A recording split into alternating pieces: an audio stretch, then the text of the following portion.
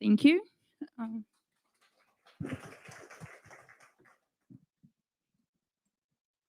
Yeah, thanks, Mariusz, once again for an opportunity to speak today, especially about the topic that bothers me basically like every day, and this is part of my like daily job. And today we'll be talking about the biggest mistakes that the teams make when they are approaching investors and publishers, and how to avoid them, and how to like find the better like approach towards the publishers or investors. Shortly about myself, my name is Katerina. I'm one of the executive producers at My.GAMES Venture Capital, or MGVC shortly. My previous experience is mostly related to wargaming, and it's mobile and PC products because I've worked in publishing teams um, on them. And now I'm part of MGVC, which is a gaming investor mostly focused on providing funding and expertise to the growing gaming businesses. And we are platform agnostic, genre agnostic. Sometimes we do have our preferences, but in general, we are looking at like the whole variety of genres and games that are on the market. QR code on this slide actually leads to my LinkedIn page. So if you are looking for funding or a partner that will support you on your gaming journey, feel free to reach out. I will be happy to talk. How do we actually support the studio? Short slide. Obviously, we provide funding, either provide funding for the whole development course or like a minority funding if it's required for like some particular part of the development. We also help with the marketing wing. If the studio wants to go through some user acquisition tests or wants to scale their marketing campaigns, we are there to help as well. Add to that the years of experience of the team from My.GAMES and MGVC both. We have marketing managers, UI managers, UX laboratory, data analysts, game designers, so like whole variety of specialists that you might need to grow your expertise and like increase your knowledge base within the team. And that kind of helps us to like grow the studios, grow their products, which eventually might lead to the studios being becoming a part of My.GAMES family. So getting straight to the topic. I would usually divide the partners that you might be talking to, the overall pool of the partners you might be talking to, into three categories, which are financial investors, strategic investors, and publishers. Financial investors would be VCs or angel investors who are more often to join the deals earlier rather than later with the smaller checks, but with the promise of an exit with a bigger upside. So they take more risks, bigger risks, but the reward for them is much sweeter rather than for the other parties. Strategic investors are usually the publishers or like the bigger gaming companies that their main idea is the end goal is to eventually integrate the successful businesses into their infrastructure, which would lead to their growth of revenue and valuation. They care for businesses mostly rather than for games. And they care for those businesses who are stable, who are growing, and their pipeline of products as well. And the publisher is the last type of the partner you might be looking for is basically like pretty obvious. They can finance a project, they can do all the publishing, marketing, everything related to release, and they will be expecting some return for their part of the equation, let's say it like that. Their focus mostly lies within the game part of things rather than the team. Team comes first, I would say, in this equation. How does the deal structure actually works in the publishing deals? Usually, like it's pretty obvious and pretty straightforward. Usually, the developer focuses on creating a better game, the great game, and publisher does what you can see in the second column, everything related to the business side of things. And marketing as well. So community management, player support, live ops, everything here is mostly targeted towards the product generating more revenue and the product being more successful.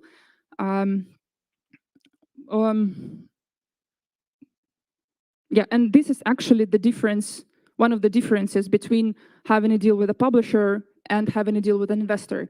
Because the investor in this case wouldn't be doing the publishing job.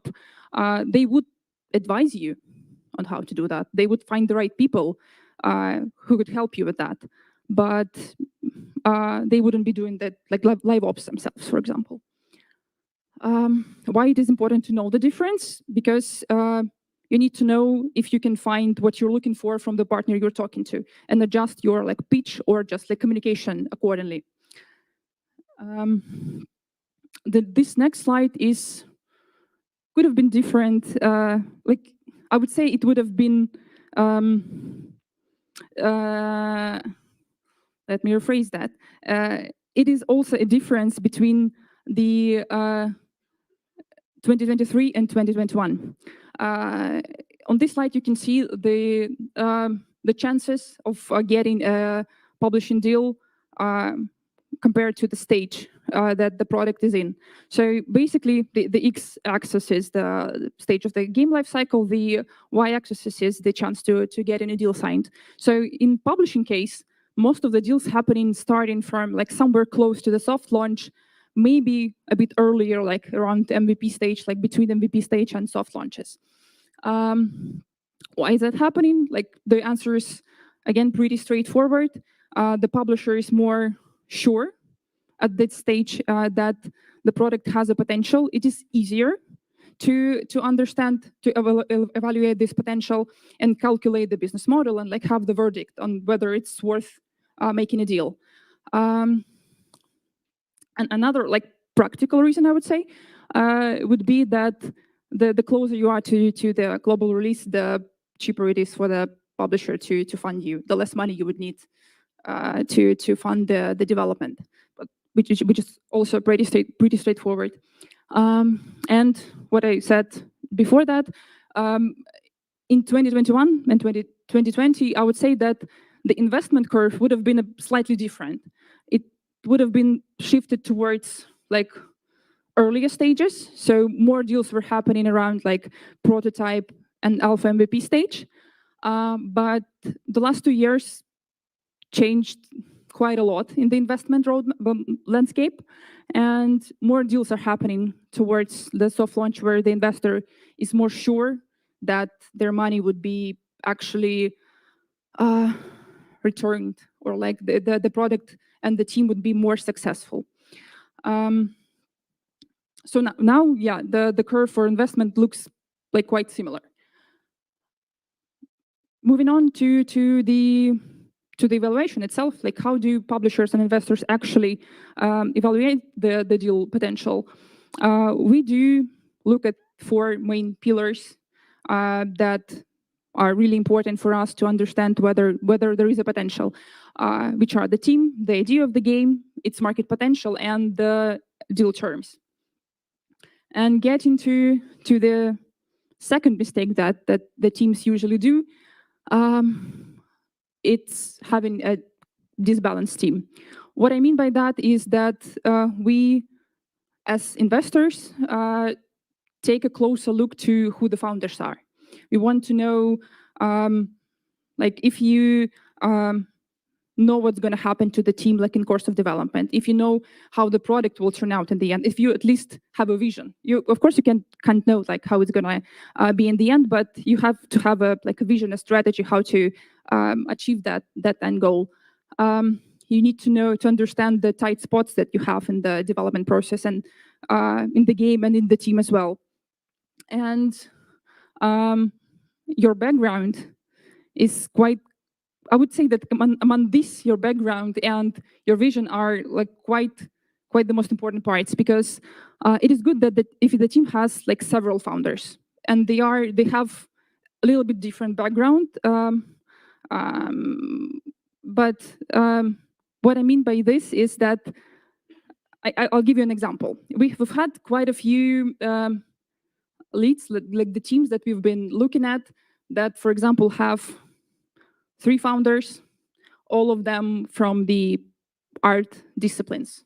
Like art directors, I don't know, 3D artists, like the managers of the art disciplines, and their products look like amazing. Like everything, like every little like icon looks like well thought of.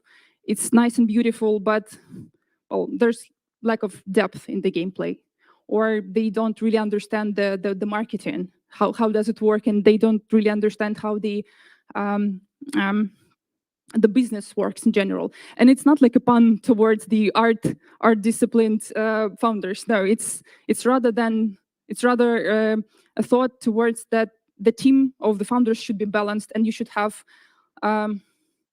different backgrounds to see the bigger picture better, to understand like the different perspective of how the business can work and how the game can work. And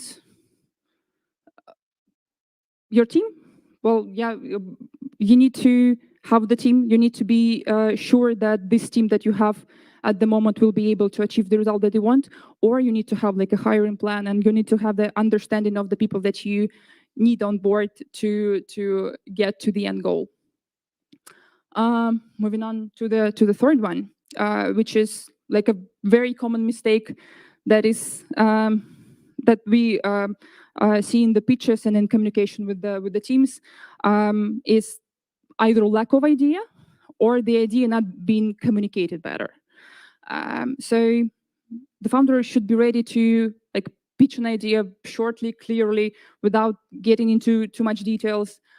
You need to tell like why this idea would be successful, like what would make it stand out between the competitors, or how would you actually measure that your idea is successful, which means that you would need to have the benchmarks and the KPIs for the product on like on different stages, and you need to have a roadmap, and that will be supported with the resources that you need for the game to be actually released. And moving on to the next one is you need to do the research. You need to know the market that you're entering. So your potential success shouldn't be based on your personal belief that it's going to be successful. It needs to be based on the real market data. So study the genre, study how many competitors there are, how many of them are actually successful, how many of them are in the middle segment, how does the revenue split looks like. Like for example, if you want to, I don't know, do the hunting simulation game, and there's basically like one big game on the market. There's no like middle segment, and all the new products usually go into the low segment straight away. Would you want to enter that market, seeing that like others were not successful before you? I would have thought twice about like doing that. So also check the regions which your competitors are most successful on. Let's say it like that. Like choose see the regions where there are more downloads, there are more revenue, which actually Mariusz helped us like to look at like at the very beginning of the event, and that's gonna like give you a lot of information about how your marketing strategy might look like and how your in-game content actually might look like. And look at all of that in dynamics, in motion. Like what are the trends? Do the middle and the higher segments feel like confident at the moment? And you can do that using like pretty common tools that I'm pretty sure that you all are aware of. They are pretty common, yeah. And after you've done the research, after you've like evaluated yourself, your idea, and after you've like put it into the nice pitch, figure out what is it that you actually want from the partner. You need like someone to do the publishing. You need someone to help you scale the marketing. You need someone to support your like development process. You need someone to do both. Like these are the questions that only founders can answer, unfortunately. And these questions need to be like very well thought of. Another thing that the investor would want to to know is like how big of a share they will be getting in return for their investments. So you would need to have the valuation. It can be calculated like very different, with very different approaches. My only advice here would be to be realistic, not to like have the great valuation at the very beginning and then scale it down towards more realistic numbers. Just be real from the very beginning. And in the end, be ready to talk about the preferable setup of the deal for you. Like, for example, you are considering having like multiple minor investors on board, or you want to have a bigger partner, or you already are talking to like multiple partners and you already have like some preliminary agreements or like offers already. There's like no shame in sharing that with the people you are talking to. It would actually make it easier for them to make a better offer for you, or like to adjust their offer in general. Publishing deals look quite similar. The most common reason of the publishing contracts not being signed is actually like not having a balanced deal structure. This is of course, like ideal scenario in vacuum. The more this like the central spot is shifted towards one of the sides, the other party is less interested in having the deal. But sometimes, maybe not sometimes, but most of the time, you need to consider other terms rather than just the publishing terms included in the deal. Like, for example, some of the publishers can do the creative control, can do QA, or do something else, or the development teams can do part of the publishing, for example. Then it makes sense to like reflect this input from either of the sides to either developer or the publisher. But this is like just some ideal case in the vacuum. Sorry. What I can say for sure, if the investor or the publisher is interested in having a deal with you, they would ask a lot of questions, quite a lot of questions. So you should be ready to answer them and should be ready to like have the, maybe not all of these documents, but most of them for a quicker conversation and for a more detailed conversation with them. The pitch deck is a must. Usually it has the form of the presentation. It includes most of the things I described before, like your team structure, the idea of the game, the roadmap, P&L if possible, if you already have like all the numbers on the team side, with the burn rate, with the probably a potential like revenue from the product if you're planning to publish it yourself, if you're talking to an investor. Also include the business terms that I just mentioned. And if you already have the product metrics or marketing metrics, include them as well. This is like the first thing that everyone is looking at right now. That I can say for sure. Very important thing, actually show the product in any way possible, in any way you can. Show the gameplay video if you don't have like a playable build at the moment. Show the build itself. That's the ideal scenario. But it should have maybe not the USPs, but something very like characteristic to that particular build, so the investor would be able to actually evaluate it. And we're getting close to the end. We're almost there. The last mistake that most of the, not most of the part of the studios have is just exaggeration at every like possible aspect. You don't know how many builds I've played where you can only like walk and shoot like at the gray boxes. And the presentation says it is supposed to be like the next Fortnite. And it's kind of hard to evaluate like if the team is capable of actually doing that, what they are promising in the presentation. And if it's actually going to look in the end like that. Or another thing, you don't know how many times we've looked at the numbers in the presentations that are like wonderful, like great retention numbers, great CPIs, great RPPUs. But in the end, it turns out that it was only like one cohort of users, and it was like never repeated, like never ever. So no matter how much you want to like showcase that you know what you're doing, be real, and be ready to prove actually these numbers that you show, or understand that you can scale these numbers to like different platforms, different sources, different countries, because that's how we can actually understand if there's a chance for this venture to be successful.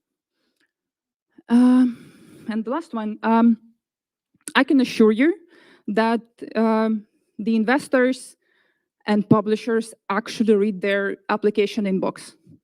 That's like 100% truth. And going through this inbox sometimes can be like a form of meditation. It requires like a specific mood to do that.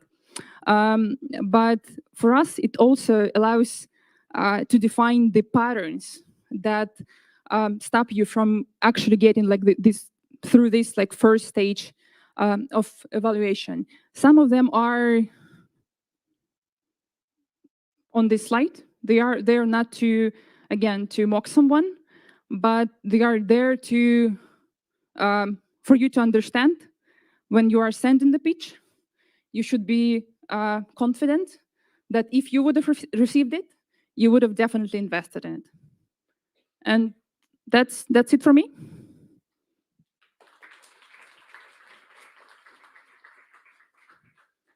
I see that there are quite a lot of questions. What is the current situation on the investment market? Has it become harder to raise money this year? That's a tricky question because there are still a lot of deals happening.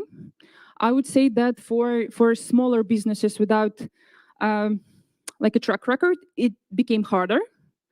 But there are still deals happening on the market for sure. So there is always a chance. It's the money became more expensive. I would phrase it like that. It is you need to put a lot more effort to get the money now. What strategies and at what stage of the project it makes sense to start talking with the publishers, investors, when to do it, not to be too early and too late. There's never like there's no too early in this case. You can start talking like from the very beginning, because it helps you kind of establish the relationship. The better relationship you have with the partner, the easier it is for you to like get the better deals, get more honest answers. Like it's honestly speaking, in like an investment and publishing side of things, sometimes relations with like the other party do like bigger part of the job when getting the money. So it's never too early. What strategies and initiatives does some GVC have in place to support their clients in expanding into international markets? We don't have clients, that I can I can tell you. I would say that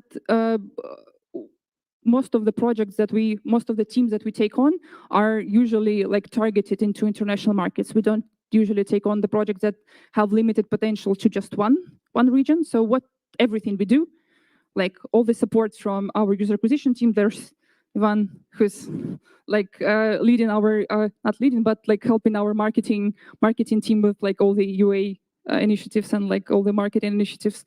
So he can tell you a bit more about that. So yeah, everything our team does is like targeted towards like getting the teams to international markets. Data analysts, user acquisition, UX labs, game designers, everyone we have on the team is working towards that goal. Is that easier now to get investment for mobile or PC console projects? Good question. Depends on the investor, because on the market there are investors who specialize only in mobile, who specialize only in PC. there are those who are doing both. So you can just like, if you're looking for like specific, if you're looking for investment for a mobile project, look at those investors. But in general, my own perception is that PC is a bit easier now. Could you provide insights into real-life challenges faced by MGC from both the finance perspective towards founders and the financial controlling aspect? Good question. The real-life challenges are mostly connected with the risks that we're taking on with signing the studios, because sometimes you have to make the tough decision to like stop the production, for example, because you've done like multiple iterations and like you've changed quite a lot in your game. You've tried like basically everything and nothing works, and there has to be like a tough decision made that you need to stop. And that, I would say, is the most difficult thing to do, because all of us are gamers and all of us are game developers, and you kind of grow like this connection with the product that you work on, and it's quite difficult to break this connection. How to get an investment for a pack of market research tools subscription like Sensor? How to get an investment for a pack of market research tool subscriptions like Sensor Tower and others? Get a deal with MGVC. Our studios, I think, have the access to most of the market tools, most of the like popular tools that most of us are using. How long does whole process to pitch deal usually takes for you? Depends on the deal structure, mostly. I would say that the shortest period of time was around 2 months. The longest are quite long, year, maybe a bit less. Is it popular to transfer IP in case of the publisher? Is it a good option for the developer, and how to deal with it? I would say that IP should stay. That's my personal opinion. Actually, I would state it like that. IP should stay in the development team, because you've created it, you own it, and you should be able to do with it like whatever you feel like doing. I would say that IP transfers to publisher make sense when the publisher has contributed to the development process a lot, but that's more of a like paper prototype kind of thing, I think. How expected or unexpected are the projects that do exit become successful in the end? Honestly, very, very small percentage of the deals become successful. That's like the reality of the gaming business. I would say that less than 10% of the games, like overall on the market, become like really successful, get to the like high segment. So that's kind of the similar thing with the investments and M&As in our case. Which percent from all deals you stopped? I don't know. That's the honest answer. We need to count that, because there are some, of course, honestly, but I don't actually know. What's the minimum maximum sum of investments are you considering? Depends on the product team and the deal. We don't have the limitation, because we are, as I mentioned before, we are considering actually M&As. So like M&A size of the deals are quite big. And we start from like minimal checks, I don't know, like from 100K. Are you connecting with angels VC, or you invest directly? Do you have accelerator? Interesting question. We invest directly. We also work with different VCs. So if you want to have a deal with like different minor investors, we are okay with that. We have VCs and like other investment funds that we work with like quite frequently, so we can do that as well. And I forgot the last part of the question, the accelerator. We don't have an accelerator per se, but we have a game drive program, which is kind of like more of a community thing. We do events online and offline. We do the lectures on different aspects of development. So gamedrive.com, the website. There is a schedule. You can join the events there as well. The next one, I think, should be in September. So, and we'll be talking about data analytics. So, gamedrive.com. Are these 10% covering all your other expenses? 10% from those who we consolidated. I'm assuming, right? I was talking about 10%. Success. Ideally, yes, but it takes some time. It's not the like momentarily like success usually. Thank you.